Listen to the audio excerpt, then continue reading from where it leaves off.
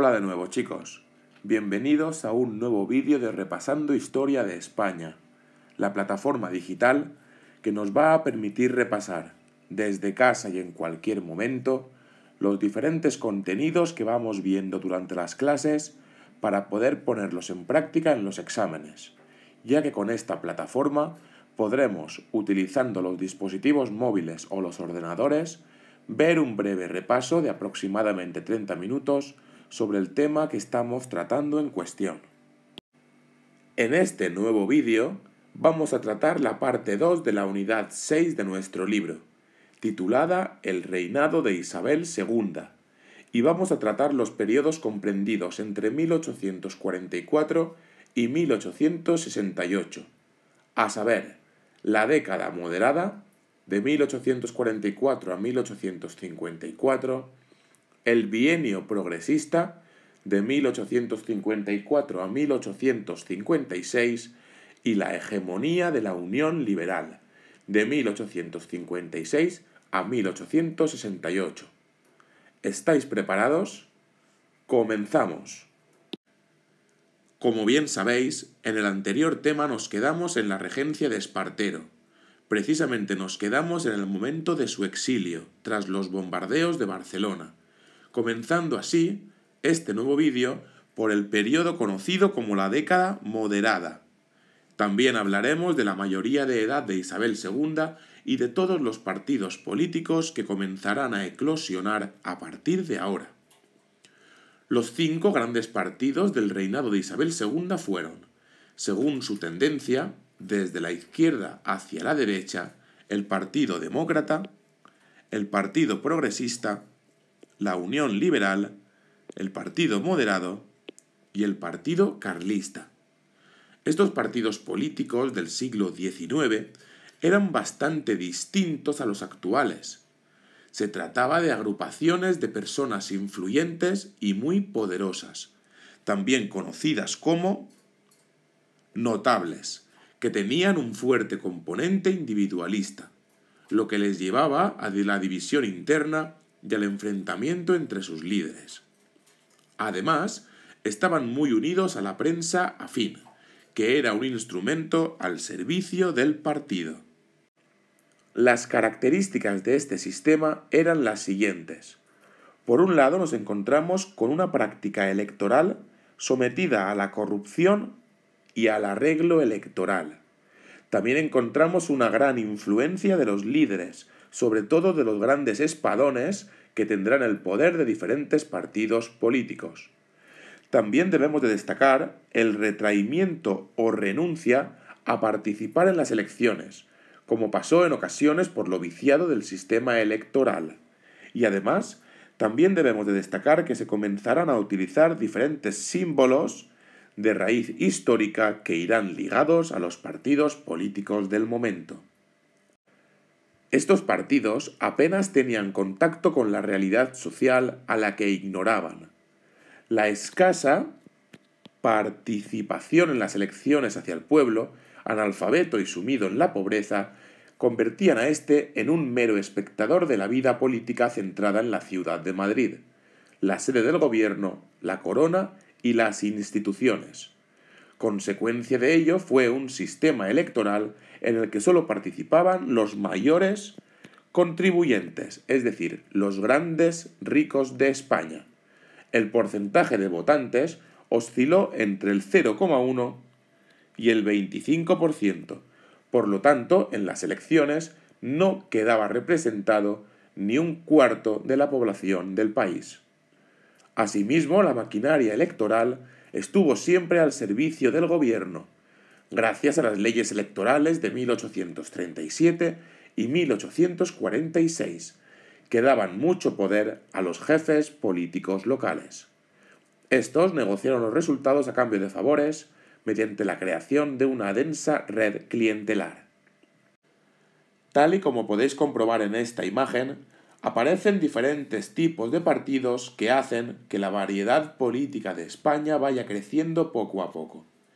Debemos de recordar el Partido Carlista, que estaría situado más a la derecha política, también el Partido Moderado y dentro de sus subdivisiones o sus facciones políticas, la de los autoritarios y sobre todo la de los puritanos, y también debemos de destacar los progresistas,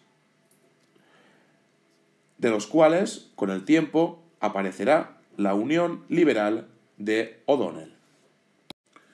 Si volvemos a los acontecimientos propiamente dichos de este periodo histórico, debemos de destacar que entre julio de 1843 y mayo de 1844 se desmantelará el influjo de Espartero en la sociedad y la administración españolas. Narváez, moderado, fue nombrado capitán general de Madrid y Joaquín María López ocupó la presidencia del gobierno, convocando elecciones, disolviendo la milicia nacional y anulando las juntas revolucionarias con la finalidad de formar nuevos ayuntamientos. Asimismo, con la llegada a la presidencia del gobierno de González Bravo, un periodista moderado, se reprimió con dureza los levantamientos progresistas de Alicante, aumentó el número de policías y sobre todo creó la Guardia Civil, instrumento de control social en las zonas rurales. Asimismo, con el regreso de María Cristina, en abril de 1844, cesó este gobierno y el propio Narváez tomó definitivamente las riendas del poder el 8 de mayo de ese mismo año.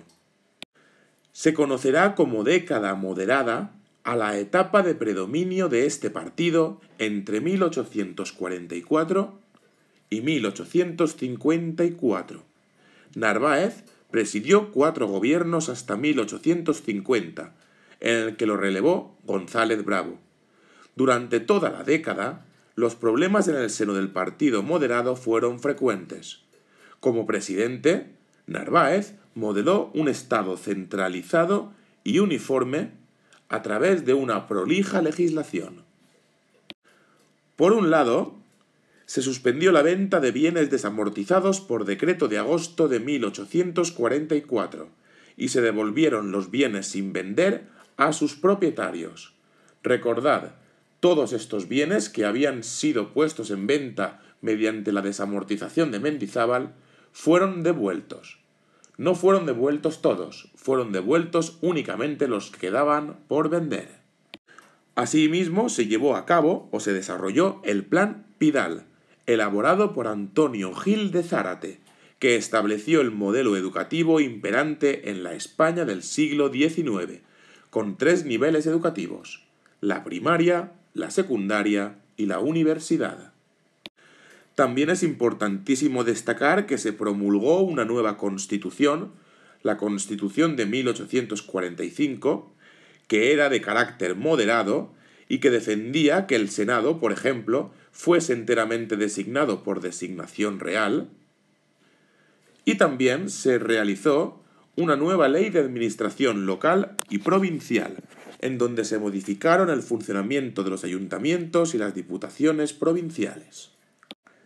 De toda esta labor legislativa, puesta en marcha por los moderados durante su década, la década moderada, debemos de destacar la Constitución Moderada de 1845, una constitución que, entre otras características, además de ser de tonalidad moderada, defendía una soberanía nacional compartida entre la corona y las Cortes, en donde aparecía un Senado plenamente vinculado a la reina y que era plenamente elegido por designación real.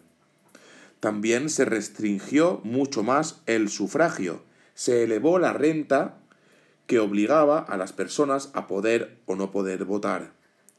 También hubo una reducción de libertades, sobre todo de expresión, de reunión y prensa, y también debemos de destacar que las Cortes perdían una importante autonomía, ya que se reforzaba el poder de la corona. Asimismo, como bien ya sabéis, el catolicismo se convirtió, o continuó siendo, mejor dicho, la religión oficial del Estado español. Durante esta década moderada, Narváez tuvo que enfrentarse no solo a progresistas y demócratas, sino también a diferentes rebeliones militares, motines urbanos una segunda guerra carlista y también a intrigas dentro de su propio partido, en especial relativas a la tendencia puritana, una tendencia mucho más de izquierdas y en muchos aspectos muy cercanas al progresismo e incluso al Partido Demócrata. Asimismo, también tuvo que hacer frente al contagio de la Revolución parisina de febrero de 1848, la cual transmitirá un sentimiento de toma o conquista del poder por parte de los partidos progresistas que veían muy complicado y difícil acceder al mismo por la vía parlamentaria. Desde enero de 1851 hasta diciembre de 1852, Juan Bravo Murillo se convertirá en presidente del gobierno y en ministro de Hacienda. Su principal objetivo consistirá en sanear la deuda pública, además de intentar modernizar la administración creando una burocracia moderna. Durante su gobierno merece la pena hablar del Concordato de 1851 con la Santa Sede, que restableció las relaciones entre ambos estados. Se reconocía la religión católica como la única del Estado. También se hablaba del derecho de la Iglesia a comenzar a adquirir y poseer bienes, sobre todo los desamortizados previamente en la desamortización de Mendizábal. También se estableció una existencia limitada de órdenes religiosas y se estableció el culto y clero, lo que suponía que el Estado mantenía a la Iglesia con cargo a los presupuestos generales. No obstante, los casos de corrupción en los grandes negocios, sobre todo los relacionados con la construcción del ferrocarril y con las contratas del puerto de Barcelona, alimentaron la desconfianza hacia el sistema, y se considera como la gota que colmó el vaso para que acabase la década moderada de Narváez y sus compañeros. En este clima político se fraguó la sublevación de 1854, también conocida como la Vicalvarada, que dio paso al bienio progresista. Precisamente la crisis de 1854 se inició por un conflicto entre el Senado y el gobierno y derivó en una sublevación militar y en el retorno, por breve espacio de tiempo, de los progresistas al poder. Con el pretexto de la inestabilidad política y de las continuas disputas entre los moderados, un grupo de militares se pronunció el 28 de junio bajo los mandos del general Dulce y O'Donnell. El lugar de la rebelión fue Vicálvaro, una ciudad cercana a Madrid donde tuvo lugar un enfrentamiento militar, de ahí su nombre, el de Vicalvarada. Tras la batalla, los sublevados se retiraron a Manzanares, donde el general progresista Serrano sugirió que el pronunciamiento tuviera un giro civil. Para ello encargaron a un joven Cánovas del Castillo la redacción del Manifiesto de Manzanares, cuya difusión fue rápida por el uso ya del telégrafo.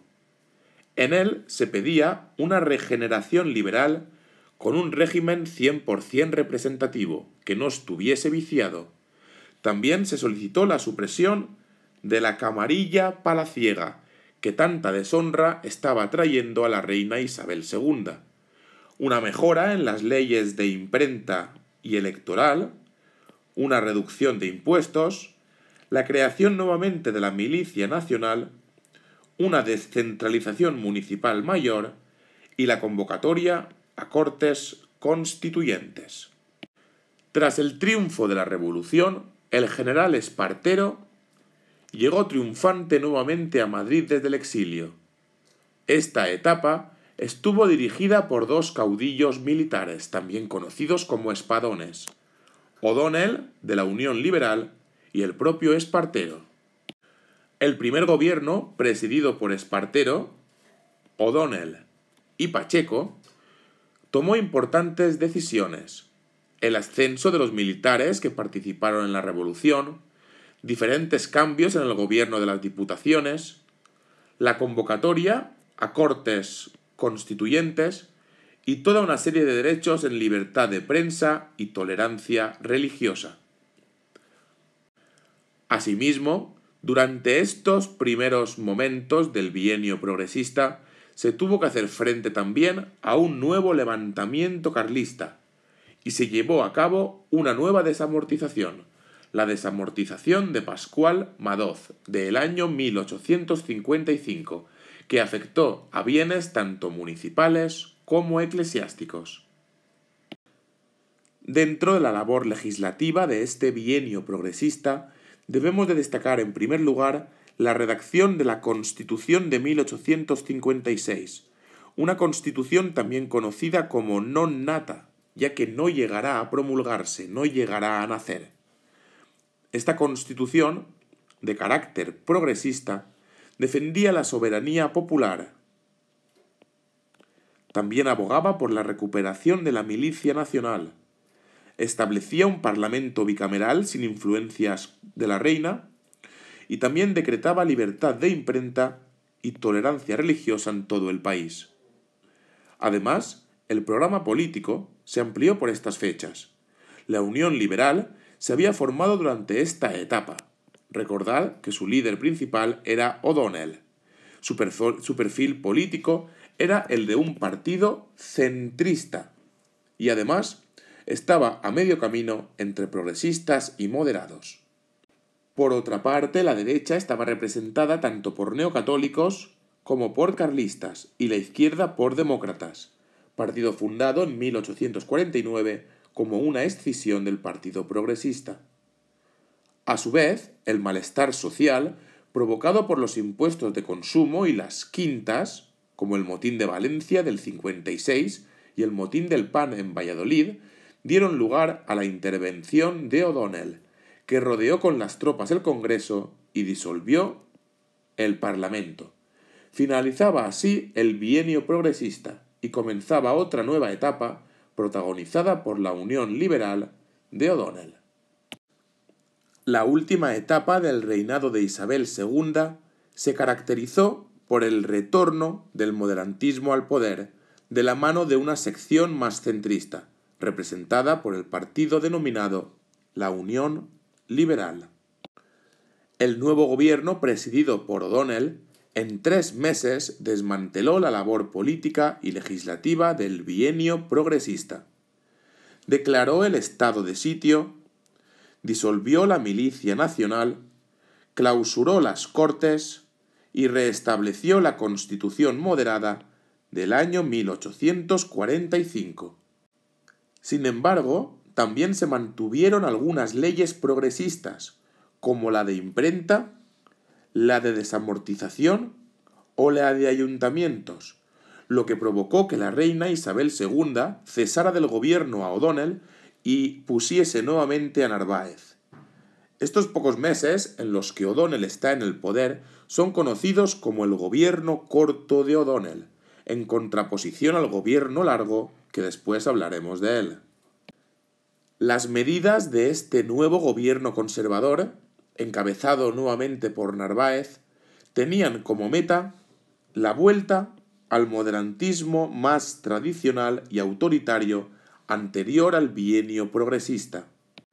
En pocas semanas, Narváez derogó la modificación de la Constitución del 45, que la hacía más liberal. Suspendió definitivamente la desamortización, reestableció la legislación moderada en materia de libertad de imprenta y recuperó el espíritu del Concordato de 1851. Asimismo, de la labor legislativa de este gobierno destaca la Ley de Instrucción Pública, del ministro Claudio Moyano, también conocida como la Ley Moyano, que creaba los institutos de enseñanza media y los cuerpos de catedráticos, reconociendo el derecho de la Iglesia a inspeccionar el sistema educativo en su conjunto, sobre todo en materia de publicación de libros. No obstante, en el año 1987 se generó una grave crisis de subsistencia por la escasez de trigo, que agudizó los conflictos sociales en el campo andaluz y en Madrid. La respuesta a ello fue la dimisión de Narváez el 15 de octubre sin motivo aparente, lo que supuso la vuelta al poder de O'Donnell como presidente del gobierno. El llamado gobierno largo de O'Donnell fue una etapa poco común en el reinado de Isabel II, ya que hubo una estabilidad de 4 años y medio en el poder. O'Donnell retomó en parte la labor legislativa del bienio progresista, pero adoptó un distanciamiento de ambos extremos políticos. Si bien se restableció la legislación desamortizadora, no se tocó la Constitución del 45 ni se recuperó el Acta Adicional de 1854. Tras las elecciones de octubre de 1858, las Cortes tenían una aplastante mayoría de la Unión Liberal. De ello se ocupó Posada Herrera, también conocido como el Gran Elector, dado el grado de perfección que había logrado en la manipulación de las elecciones. Estas Cortes, por lo tanto, garantizaban la estabilidad del gobierno. Durante esta etapa también se producirá el conocido como boom de los ferrocarriles, que hará que una gran cantidad de inversores europeos acudan al país a invertir en la creación de vías férreas que unan los diferentes enclaves geográficos del país, las diferentes ciudades, las ciudades más importantes. España, como peculiaridad, debemos de conocer que es uno de los países europeos con un mayor relieve, junto con Suiza y junto con Grecia. Por lo tanto, había una gran y dura labor en la creación y construcción de ferrocarriles para conseguir que el ferrocarril pudiese quedar implantado definitivamente en España. Asimismo, en cuanto a política exterior, se mantuvo el afán de prestigio. En este sentido debemos de destacar la Guerra de África y también las expediciones en México, la Conchinchina, Perú o Santo Domingo.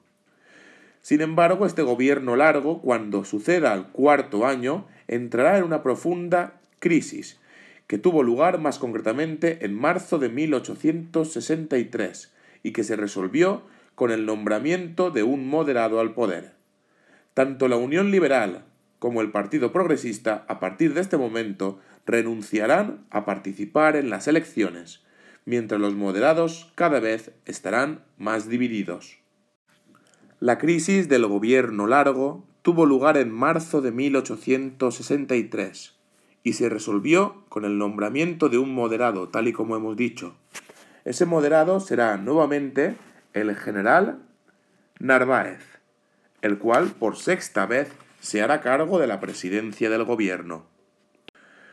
Sin embargo, durante año y medio se sucedieron gobiernos inestables e ineficaces, signo de la crisis general del sistema que azotaba a España.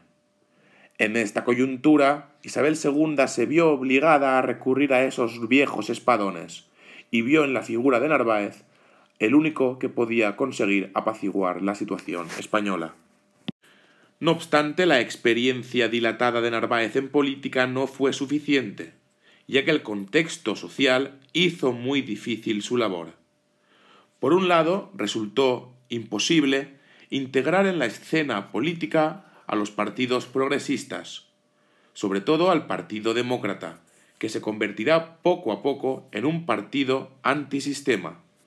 Debido a la corrupción electoral que existía en España, los partidos progresista y los partidos demócrata y la Unión Liberal decidirán aislarse de la vida política y tratar de alcanzar el poder por vías antidemocráticas. Asimismo, la reina estaba cada vez más desprestigiada, sobre todo porque su actitud política estaba influida en una conducta privada muy amorosa y demasiado pública. A todo ello, la camarilla palaciega, rodeada de conspiraciones y rodeada de corrupción, tampoco ayudaba a limpiar la imagen de la reina. En este contexto, el 2 de enero, aquí hay un error, el 2 de enero de 1866, el general Prim, que venía de las colonias marroquíes, intentó protagonizar una sublevación contra el gobierno que fracasó. Esta sublevación, aunque fracasará, hará ver a los españoles que la situación política de la monarquía estaba en un peligro constante. En este contexto, en agosto se firmaba el Pacto de Ostende, en la ciudad belga, entre el Partido Progresista y el Partido Demócrata, al que posteriormente se unirá la Unión Liberal, con el objetivo de desalojar del trono a Isabel II. A todo esto se sumó la grave crisis económica del año 1866 de Londres, que afectó a todos los sectores productivos y a las finanzas. Esta burbuja especulativa desembocó en una crisis de subsistencia en España, que golpeó sobre todo a las clases más necesitadas. En este contexto, en los primeros días de septiembre del año 1868, se preparó el pronunciamiento militar que tenía que tener lugar en Cádiz. Allí llegaron los líderes del movimiento, Sagasta, Ruiz Zorrilla, Prim y los desterrados en Canarias, y el día 18 de septiembre el almirante Juan Bautista Topete se sublevó ante el grito «Viva España con honra», que sería un símbolo de esta Revolución de Septiembre o Revolución Gloriosa.